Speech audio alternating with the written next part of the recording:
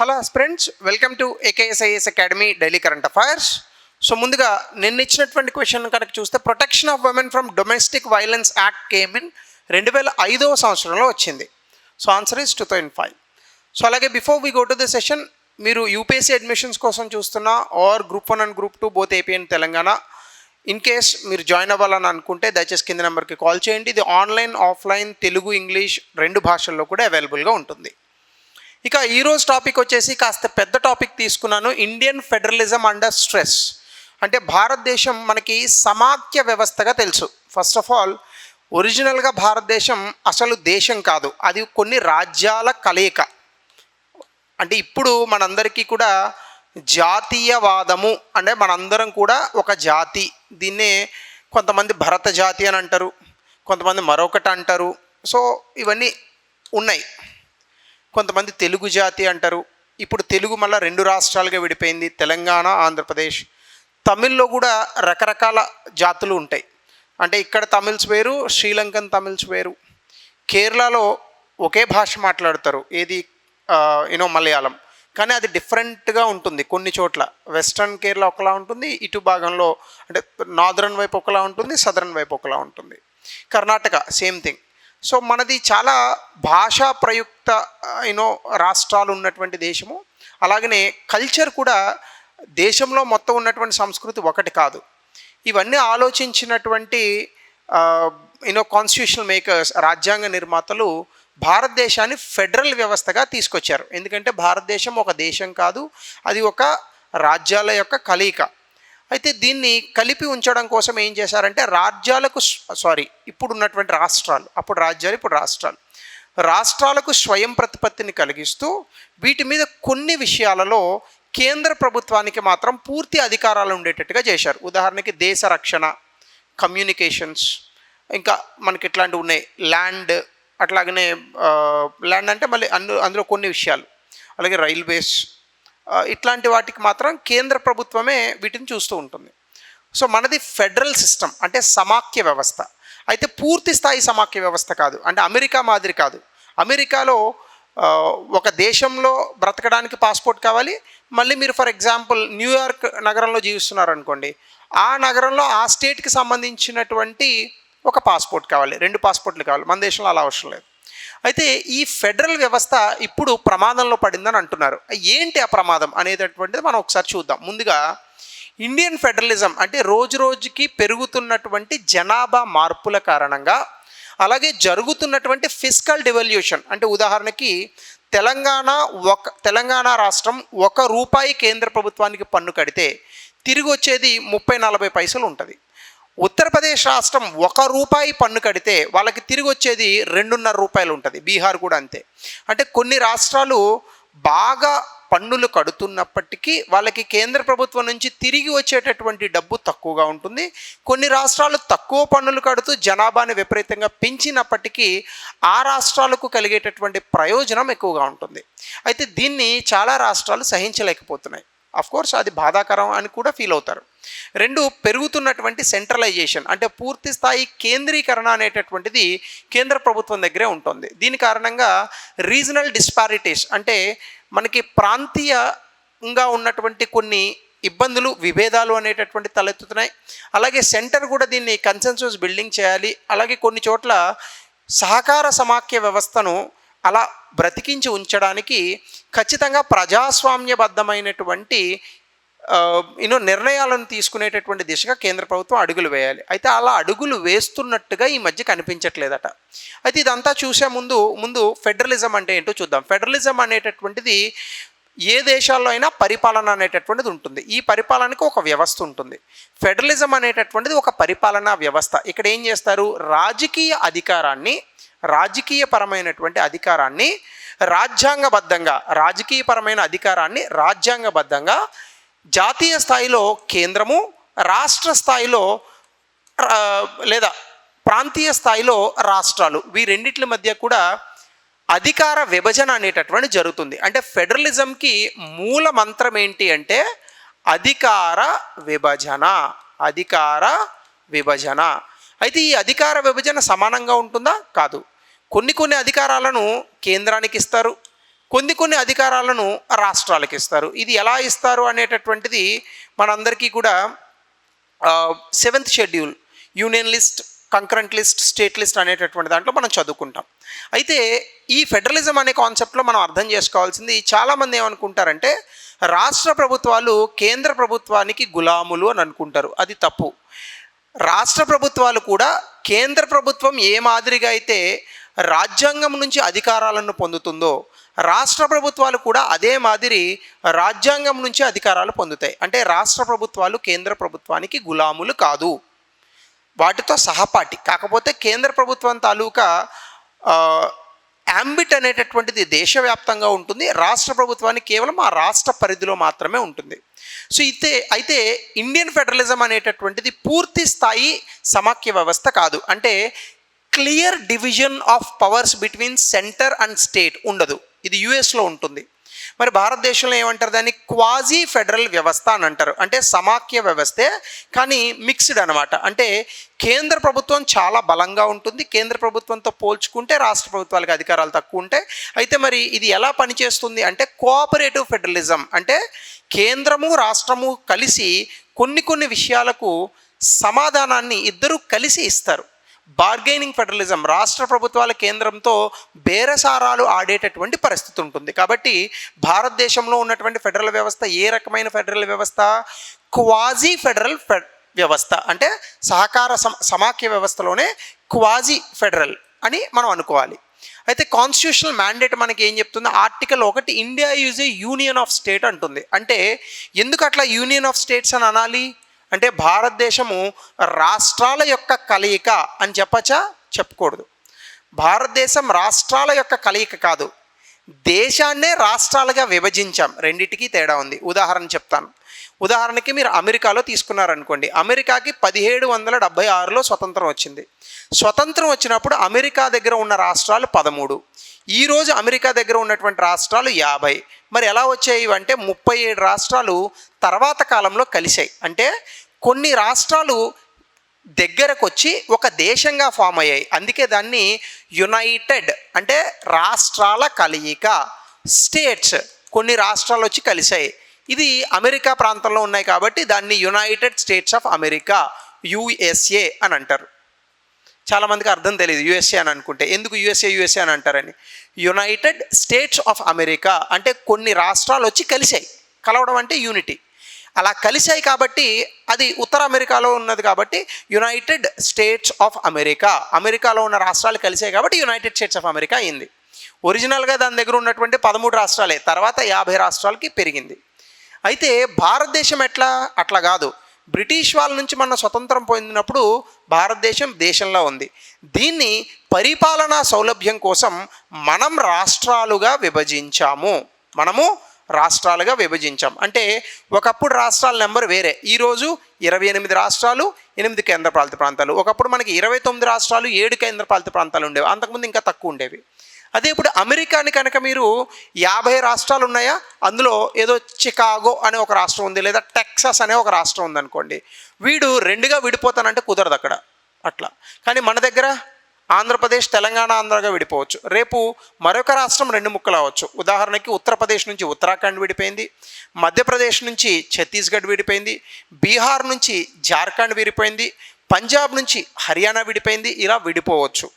అంటే destructible states but indestructible union. అంటే దాని అర్థం ఏంటి? దేశము విడిపోవడానికి అవకాశం లేదు, దేశంలో ఉన్న రాష్ట్రాలు విభజించవచ్చు. ఇది భారతదేశానికి కాన్స్టిట్యూషనల్ మ్యాండేట్. అయితే మనకి ఈ సమాఖ్య వ్యవస్థ అని అనేటప్పుడు దానికి కొన్ని లక్షణాలు ఉంటాయి. ఏంటి ఆ లక్షణాలు? ఒకటి, సమాఖ్య వ్యవస్థ అని అన్నప్పుడు దానికి రాజ్యాంగం రాతపూర్వకంగా ఉండాలి. రిజిడ్ కాన్స్టిట్యూషన్, రాజ్యాంగాన్ని మార్చడం కష్టం అవ్వాలి. కాన్స్టిట్యూషనల్ సుప్రిమసీ, ఆ దేశంలో జ్యుడిషియరీ, ఎగ్జిక్యూటివ్, పార్లమెంట్, ఈ ముగ్గురులో ఎవరు లెజిస్లేచర్, ఈ ముగ్గురులో ఎవరు గొప్ప అంటే ఎవరు గొప్ప కాదు, రాజ్యాంగం గొప్పదై ఉండాలి. అలాగే ఇండిపెండెంట్ జ్యుడిషియరీ, న్యాయ వ్యవస్థ ఇండిపెండెంట్, స్వయం ప్రతిపత్తి కలిగిన న్యాయ వ్యవస్థ ఉండాలి. జ్యుడిషియల్ రివ్యూ ఉండాలి. అలాగనే బైకామరా లెజిస్లేచర్, లోక్సభతో పాటు రాజ్యసభ కూడా ఉండాలి. డివిజన్ ఆఫ్ పవర్ 7వ షెడ్యూల్లో అధికారాల విభజన ఉండాలి. ఇవన్నీ కూడా సమాఖ్య వ్యవస్థకు ఉండాల్సినటువంటి లక్షణాలు. అలాగనే యూనిటరీ బయాస్, మరి దాంతోపాటుగా సమాఖ్య వ్యవస్థ అని అన్నాం, కానీ మనది పూర్తి స్థాయి సమాఖ్య వ్యవస్థ కాదు, క్వాజీ జ్యుడిషియల్ అని మీకు చెప్పాను. కాబట్టి క్వాజీ జ్యుడిషియల్ అంటే కొన్ని చోట్ల కేంద్రానికి అధికంగా అధికారాలు ఉంటాయి. అదేంటది? మిగిలిపోయిన అధికారాలు ఏమన్నా ఉంటాయి అంటే, ఫర్ ఎగ్జాంపుల్ కేంద్రానికి కొన్ని అధికారాలు ఉన్నాయి, రాష్ట్రాలకు కొన్ని అధికారాలు ఉన్నాయి. ఇవి కాకుండా మిగిలిపోయిన ఏమన్నా అధికారాలు ఉంటే ఆర్టికల్ 248 ప్రకారం ఆ అధికారాలన్నీ కేంద్ర ప్రభుత్వానికి చెందుతాయి. అలాగనే మనకి సాధారణంగా సిటిజన్షిప్ అనేటటువంటిది ఫెడరల్ వ్యవస్థలో 2 ఉంటుంది, కానీ మనకి ఒకటే సిటిజన్షిప్ కదా. మనకి ఒకటే సిటిజన్షిప్, దేశంలో ఉన్నటువంటి వ్యక్తులందరికీ కూడా ఒకటే పౌరసత్వ హక్కు ఉంది. అట్లాగనే power to alter state boundaries, రాష్ట్రాల యొక్క సరిహద్దుల్ని మార్చవచ్చు, ఆల్ ఇండియా సర్వీసెస్ని యాడ్ చేయొచ్చు, ఎమర్జెన్సీ ప్రొవిజన్స్ని పెట్టచ్చు. కానీ అమెరికా లాంటి దేశాల్లో ఇవి పాసిబుల్ కాదు. అలాగే లెజిస్లేటివ్ రిలేషన్స్, రాష్ట్రానికి కేంద్రానికి కలిపి కూడా అధికారాలు ఉంటాయి. యూనియన్ లిస్ట్కి ఎక్కువగా అధికారాలు ఉంటుంది. అంటే యూనియన్ లిస్టు, కంకరెంట్ లిస్టు రెండిట్లోని కనుక మనం కనుక చట్టాలు చేస్తే, లేదా కంకరెంట్ లిస్ట్ ఉంది. కంకరెంట్ లిస్ట్ అంటే కేంద్రము చేయొచ్చు, చట్టాలు రాష్ట్రము చేయొచ్చు. ఇద్దరూ కలిసి ఒకేసారి చట్టం చేస్తే కేంద్రం చేసిన చట్టం నిలబడుతుంది. సో యూనియన్ లిస్ట్కి ప్రెసిడెన్స్ ఉంటుంది. అలాగే యూనియన్ లిస్ట్కి స్టేట్ లిస్ట్ మీద కొంత ఎక్కువ ఇంపార్టెన్స్ ఉంటుంది. పార్లమెంటు స్టేట్ లిస్ట్ మీద కూడా స్పెషల్ కేసెస్లో ఐ థింక్ ఆర్టికల్ 249ని ఆధారంగా చేసుకొని రాజ్యసభలో రెజల్యూషన్ పాస్ చేసి బిల్స్ కూడా పెట్టవచ్చు. అడ్మినిస్ట్రేటివ్ రిలేషన్స్, ఆర్టికల్ 256 ప్రకారం కేంద్ర ప్రభుత్వం రాష్ట్రాలకు కొన్ని సూచనలు, డైరెక్టివ్స్ కూడా ఇవ్వచ్చు. ఆ ప్రకారమే పనిచేయాలి. ఇంటర్ స్టేట్ కౌన్సిల్స్ కూడా కేంద్ర ప్రభుత్వం కన్సర్న్లో నడుస్తాయి. రివర్ వాటర్ డిస్ప్యూట్స్, అంతర్రాష్ట్ర నదులకు సంబంధించిన తగాదాలను కేంద్రం చూస్తుంది. అలాగే ఫినాన్షియల్ రిలేషన్స్లో కూడా మనం ఇప్పుడు కొన్ని రకాల పన్నుల్ని కేంద్ర ప్రభుత్వానికి కడతాం. ఉదాహరణకి మీలో చాలామంది ఆదాయ పన్ను కట్టచ్చు. ఆదాయ పన్ను రాష్ట్రానికి కడుతున్నారా, కేంద్రానికి కడుతున్నారా? మనం ఉండేది తెలంగాణ రాష్ట్రంలో, కానీ మనం ఆదాయ పన్ను ఎవరికి కడుతున్నాం? కేంద్ర ప్రభుత్వానికి కడుతున్నాం. మనం ఉన్నది తెలంగాణ రాష్ట్రంలో లేదా ఆంధ్రప్రదేశ్ రాష్ట్రంలో. మనం జిఎస్టీ ఎవరికి కడుతున్నాం? ఆ రాష్ట్రానికి కడుతున్నాము, కేంద్రానికి పడుతున్నాం. అందుకే కదా మీ బిల్లులో సిజిఎస్టీ, ఎస్జిఎస్టీ అని 2 వస్తాయి. ఆ తర్వాత ఏం చేస్తుంది కేంద్ర ప్రభుత్వం? తను తీసుకున్నటువంటి పన్నుల్లో కొంత భాగాన్ని అన్ని రాష్ట్రాలకు పంచుతుంది. దీన్నే ట్యాక్స్ డెవల్యూషన్ అని అంటారు. ఇక్కడే మనకి ఫినాన్స్ కమిషన్ వస్తుంది, ఆర్టికల్ 280. అది చెప్పిన రికమెండేషన్స్లోనే పంచుతారు. అలాగనే ఎమర్జెన్సీస్ ఉన్నప్పుడు కేంద్రం రాష్ట్రాల తాలూకా ఫినాన్సెస్ను కూడా మార్చచ్చు. అయితే ఇప్పుడు ఇంత అద్భుతంగా ఉన్నటువంటి సమాఖ్య వ్యవస్థలో కొన్ని సవాళ్ళు ఎదురవుతున్నాయి. అవేంటి? ఇటీవల కాలంలో మీ అందరికీ తెలుసు డీలిమిటేషన్ చేస్తా అన్నారు. కానీ ఈ డీలిమిటేషన్ కనుక చేస్తే దక్షిణ భారతదేశంలో ఉన్నటువంటి రాష్ట్రాలకి నష్టం కలుగుతుంది అని చెప్తున్నారు. ఎందుకు? మనకి 545 అని అనుకోండి, పోనీ 550 వేద్దాం. సో ఇప్పుడు ఇంకొక 225 సీట్లు ఎన్నో పెంచుతామని చెప్పారు. అది యాక్చువల్గా పూర్తి స్థాయిలో 50% అని అనలేదు, 816 ఎన్నో అన్నారు నాకు గుర్తున్నంత వరకు. అయితే ఇలా కనుక చూసుకుంటే ఉత్తర భారతదేశంలో గెలిచినటువంటి పార్టీలు గవర్నమెంట్ని ఫామ్ చేసి దక్షిణ భారతదేశంలో గెలిచినటువంటి పార్టీలకి అసలు ఏమాత్రము కూడా ఇంపార్టెన్స్ లేకుండా పోతుంది. సో ఆ రకంగా డీలిమిటేషన్ జరుగుతుంటే దక్షిణ భారతదేశంలో ఉన్నటువంటి రాష్ట్రాలు గొడవ పెట్టాయి. అలాగనే ఇది 2026 తర్వాత ప్రవేశపెడదామని అనుకున్నారు. మొన్న పెట్టినటువంటి బిల్లు కూడా వీగిపోయింది. డెమోగ్రఫిక్ డెఫిసిట్ మరొకటి ఏంటి? ఉత్తర భారతదేశంలోనేమో విపరీతమైన జనాభా, దక్షిణ భారతదేశం ఏమో జనాభాని బాగా ఆపుతోంది. అలా ఆపినప్పటికీ కూడా మనకేమవుతోంది? దక్షిణ భారతదేశానికి డబ్బు తక్కువగా వస్తుంది. అంటే మనం జనాభాని కంట్రోల్ చేసినా మనకి ఇచ్చేటటువంటి డబ్బులు కానీ మనం చేసేటటువంటి సహాయాలు మాత్రం చాలా తక్కువ. అదే ఏమాత్రము కూడా సరిగ్గా చదువుకోరు, ఉద్యోగాలు సంపాదించరు, ఏ రకంగా ఆర్థిక వ్యవస్థను ముందుకు తీసుకెళ్లరు, కేవలం ఫ్యాక్షనిజం రాజకీయాలతోనే కొట్టుమిట్టాడేటటువంటి ఉత్తరప్రదేశ్, బీహార్లకు మాత్రం విపరీతమైనటువంటి డబ్బును దోచిపెడుతున్నారు. ఈ 2 రాష్ట్రాల్లో ఏ పార్టీలు అయితే గెలుస్తాయో ఆ పార్టీలు మాత్రమే కేంద్ర ప్రభుత్వంలో చక్రం తిప్పేటటువంటి పరిస్థితులు ఇప్పుడు ఉన్నాయి. మరి ఎందుకు ఇట్లాంటివి? ఇప్పుడు ఇట్లాంటి వాటి మీద చర్చ మొదలైంది. అలాగనే పార్లమెంట్లో western part of the country, ముఖ్యంగా మహారాష్ట్ర లాంటి ప్రాంతాలు కానీ, దక్షిణ భారతదేశంలో ఉన్నటువంటి ఒక 5 రాష్ట్రాలు కానీ, వీటికి అసలు ఏమాత్రము కూడా గొంతుకు లేకుండా పోతుంది. ఇవి మనకు ఉన్నటువంటి మళ్ళీ ఛాలెంజెస్. అలాగనే imbalance between revenue generation and redistribution. దక్షిణ భారతదేశం నుంచి జీడిపి చాలా విపరీతంగా ఉంటుంది. ఎందుకంటే మనకి చాలా అద్భుతమైన నగరాలు ఉన్నాయి. హైదరాబాద్, అలాగనే బెంగళూరు, చెన్నై, కేరళలో ఉన్నటువంటి కొన్ని ప్రాంతాలు, ఆంధ్రప్రదేశ్లో ఉన్నటువంటి కొన్ని ప్రాంతాలు లైక్ విజయవాడ అండ్ వైజాగ్, ఈ ప్రాంతాల నుంచి చాలా అద్భుతమైనటువంటి రెవెన్యూ వెళ్తుంది, చాలా అద్భుతమైన జీడిపి వెళ్తుంది, పన్నులు వెళ్తున్నాయి. కానీ తిరిగి మనకు వచ్చేదేంటి అంటే అద్భుతంగా రాష్ట్రాలు జీడిపి ఇస్తుంటే ఆ డబ్బులు పట్టుకొని వెళ్ళి ఉత్తరప్రదేశ్కి, బీహార్కి ఇస్తున్నారు. ఇది ఎంతవరకు సబ్ అని ప్రశ్నించేటటువంటి నాయకులు కూడా ఉన్నారు. అలాగే సెస్ అండ్ సర్చార్జ్ అంటే 20% డివిజిబుల్ పూల్ కన్నా కూడా బయట nearly 20% of the surcharge issues కూడా కొన్ని ఉన్నాయి. దీనివల్ల రాష్ట్రాలకు తక్కువ షేర్ వస్తుంది, ఎందుకంటే ఈ సర్చార్జ్ని కేంద్ర ప్రభుత్వం పంచదు. అలాగనే finance commission changes 10% GDP contribution introduce చేశారు, గుడ్. కానీ ఇన్కమ్ డిస్టెన్స్ అంటే ఏ ఏ ప్రాంతాల్లో అయితే ఇన్కమ్ డిస్టెన్స్ ఉంటుందో అంటే అక్కడ రెవెన్యూ డెఫిసిట్ ఉన్నటువంటి రాష్ట్రాలకు తక్కువగా డబ్బులు ఇస్తున్నారు. దీనివల్ల పూర్ స్టేట్స్కి ఎక్కువగా డబ్బులు వెళ్తున్నాయి, రిచ్ స్టేట్స్కి తక్కువగా డబ్బులు వస్తున్నాయి. ఇది మరొక సవాలు. అలాగనే బారోయింగ్ చాలా రిఫార్మ్స్కి పెట్టారు. అంటే ఈవెన్ కేంద్ర ప్రభుత్వం నుంచి రాష్ట్ర ప్రభుత్వాలు అప్పు తీసుకోవాలని అనుకున్న చాలా రకాల రూల్స్ పెట్టారు. ఇది ఫిస్కల్ అటానమీ అంటే రాష్ట్ర ప్రభుత్వాలకు ఉన్నటువంటి ఏమంటాం మనము ఆర్థికపరమైన స్వయం ప్రతిపత్తికి అడ్డు తగులుతోందని కొంతమంది వాదిస్తున్నారు.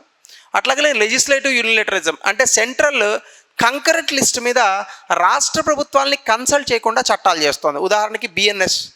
ఇప్పుడు ఐపీసీ అనేది కేంద్ర ప్రభుత్వానికి ఒక్కటే సంబంధించింది కాదు కదా, ఎవరు ఈ ఐపీసీని రాష్ట్రాల్లో అమలు చేయాలి? ఆ రాష్ట్రాలకు సంబంధించిన పోలీస్, జ్యుడిషియరీ. మరి బిఎన్ఎస్ రాష్ట్ర ప్రభుత్వాలందరినీ అడిగే చేశారా?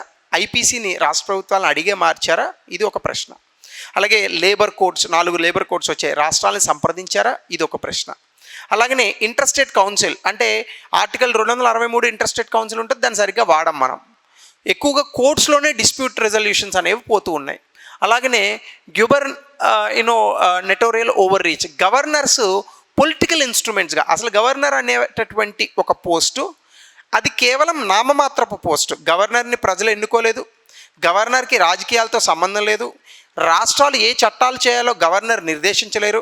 కానీ కేంద్ర ప్రభుత్వం కనుసన్నల్లో పనిచేస్తున్నటువంటి గవర్నర్లు కొన్ని రాష్ట్రాలు చేసేటటువంటి చట్టాలకు అడ్డు తగులుతున్నారు. ఇది రాష్ట్ర కేంద్రాలకి మధ్య ఉన్నటువంటి రాజకీయ ప్రయోజనాలు అవ్వచ్చు, లేదా ఆ మధ్య ఉన్నటువంటి సంబంధాలకు చాలా విఘాతం కలిగిస్తుంది. ఎగ్జాంపుల్ తమిళనాడు. ఆర్టికల్ 200 అంటే పాకెట్ వీటో ఉంటుంది, ఒక చట్టం చేస్తుంది రాష్ట్ర ప్రభుత్వం, దీని మీద చట్టం చేయకూడదని చెప్పి గవర్నర్ దాని మీద సంతకం పెట్టరు, అది చట్టంగా మారదు.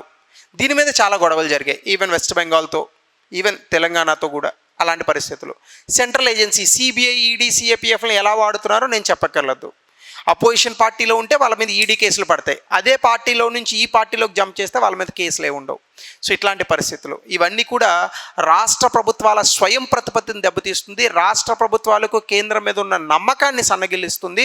అలాగనే డెమోక్రసీ, ప్రజాస్వామ్య స్ఫూర్తికి ఇది వ్యతిరేకం. ఈడీ అయితే మరీ దారుణం. ఇంకా మొన్న అరవింద్ కేజ్రీవాల్ గారి విషయంలో చూసాం, తర్వాత ఇంకా చాలామంది ఈ లిక్కర్కి సంబంధించినటువంటి విషయాల్లో చూసాం. అది తప్ప రైటా తర్వాత చూద్దాం.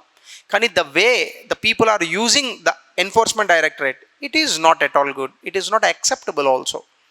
సో అలాగనే 1 నేషన్ పాలసీస్ అన్నారు. 1 నేషన్ 1 ఎలక్షన్ ఎలా సక్సెస్ అవుతుంది? 1 నేషన్ 1 ఎలక్షన్ ఇప్పుడు సింపుల్గా 1 నేషన్ 1 ఎలక్షన్ తెచ్చి అన్ని రాష్ట్రాల్లోని కేంద్రంతో కలిపి చేశారు. ఒక రాష్ట్రంలో ప్రభుత్వం పడిపోయింది. అది ప్రజాస్వామ్య స్ఫూర్తికి వ్యతిరేకం కదా. వెంటనే ఎలక్షన్స్ పెట్టకపోతే ప్రజల తాలూకా మన్నన లేని ప్రభుత్వాలను ఎందుకు కొనసాగించాలి? ఇది ప్రజాస్వామ్య స్ఫూర్తికి వ్యతిరేకం కాదా? ఖచ్చితంగా వ్యతిరేకం అది. సో అది ఒక రకంగా చెప్పాలంటే కేంద్రీకృతమైనటువంటి రాజకీయ అధికారాలను కేంద్రీకృతం చేస్తూ అవుతుంది. ఆబ్వియస్గా అది జరుగుతుందని నాకైతే నమ్మకం లేదు, జరగకూడదు కూడా, టు బి ఫ్రాంక్. అది బై డిఫాల్ట్ జరిగితే ఓకే, మనం దాన్ని రాష్ట్రాలను ఒప్పించి చేస్తే ఓకే, బలవంతంగా చేయకూడదు. అలాగనే స్టేట్ ఇన్నోవేషన్ సెంట్రల్ స్కీమ్స్ ఉన్నాయి. ఇప్పుడు ఫర్ ఎగ్జాంపుల్ సర్వశిక్ష అభియాన్, కేరళలో ఎందుకండి సర్వశిక్ష అభియాన్?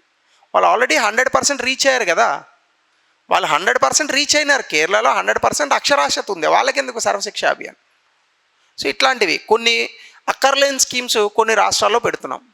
అలాగనే ఇప్పుడు ఫర్ ఎగ్జాంపుల్ అదేదో ఇన్సూరెన్స్ స్కీమ్ ఉంది, ఆయుష్మాన్ భారత్. ఆంధ్రాలో తెలంగాణలో ఎందుకంటే ఆయుష్మాన్ భారత్, ఆరోగ్యశ్రీ బ్రహ్మాండంగా 10-15 సంవత్సరాల నుంచి పనిచేస్తుంది మన దేశం, మన రాష్ట్రాల్లో, తెలుగు రాష్ట్రాలలో.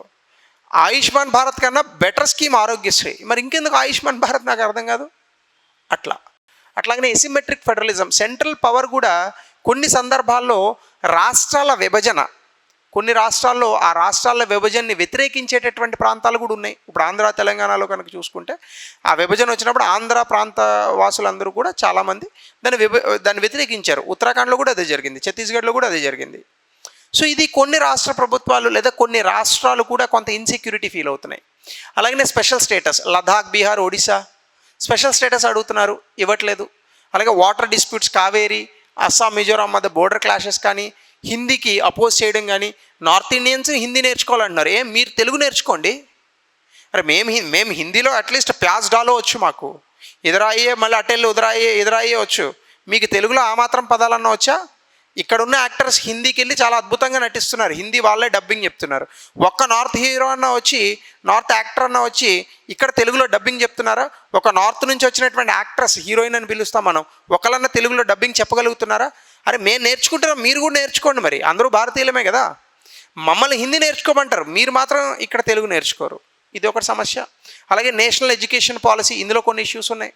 అలాగనే డొమసైల్ రూల్ని రిమూవ్ చేశారు, దానివల్ల కొన్ని ఫెడరల్ క్యారెక్టర్ దెబ్బతిన్నది. అలాగే స్టేట్ ఇంట్రెస్ట్లో పనిచేయకుండా పార్టీకి ఆధారంగా చేసుకొని కొన్ని మనం పనిచేస్తూ ఉన్నాం. ఇవన్నీ కూడా మనకు ఉన్నటువంటి ప్రాబ్లమ్స్. ఇవన్నీ పోవాలి అంటే మనం ఏం చేయాలి? ఇన్స్టిట్యూషనల్ రిఫార్మ్స్, ముందుగా ఇంట్రెస్ట్ రేట్ కౌన్సిల్ లాంటి వాటిని మనం తీసుకురావాలి. అలాగే జిఎస్టీ కౌన్సిల్ లాంటి వాటిని ఇంకా ఎక్స్పాండ్ చేయాలి. GST council best example for cooperative federalism. పరోక్ష పన్నులు అనేటటువంటి విషయాన్ని కేంద్రము రాష్ట్రము దగ్గరకు వచ్చి చాలా అద్భుతంగా సాల్వ్ చేశారు జిఎస్టీ కౌన్సిల్తో. అలాగే ఫిస్కల్ ఫెడరలిజం, సెస్ సర్చార్జ్కి ఒక క్యాప్ పెట్టాలి. అలాగనే ఫిస్కల్ డిసిప్లిన్, రాష్ట్రాలకు కరెక్ట్గా ట్యాక్స్ డెవల్యూషన్ జరగాలి. ఇంకా చెప్పాలంటే ఫినాన్స్ కమిషన్ ఇంకా స్ట్రెంగ్థెన్ చేయాలి. గ్రాంట్స్ మ్యాచ్ చేయడంలో గవర్నర్ రోల్ను కూడా కొంత మినిమైజ్ చేయాలి. రాష్ట్ర ప్రభుత్వాలకి ఏ విధమైనటువంటి ఇబ్బంది లేకుండా గవర్నర్ తన తాలూకా దీన్ని ముందుకు తీసుకెళ్ళాలి. కమ్యూనికేషన్ విత్ చీఫ్ మినిస్టర్ ట్రాన్స్పరెంట్గా జరగాలి. సర్కారియా కమిషన్, పుంచీ కమిషన్, ఏఆర్సీ రికమెండేషన్స్ని మనం ఖచ్చితంగా ఇంప్లిమెంట్ చేయాలి. ఇవన్నీ చేసిన నాడు మనకి ప్రాబ్లమ్స్ ఉండవు. అలాగనే కంకరెంట్ లిస్ట్ మీద చట్టాలు చేసేటప్పుడు కేంద్రం రాష్ట్ర ప్రభుత్వాలని అడగాలి.